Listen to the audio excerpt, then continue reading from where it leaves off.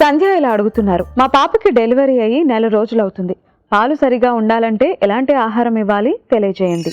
Hello సంధ్య గారు, milk సరిగా ఉండాలి అంటే డైట్లో ప్రోటీన్ ఇంటేక్ అనేది compulsory. So protein rich foods అన్నీ కూడా ప్రతి మీల్లోనూ ఇవ్వాలి.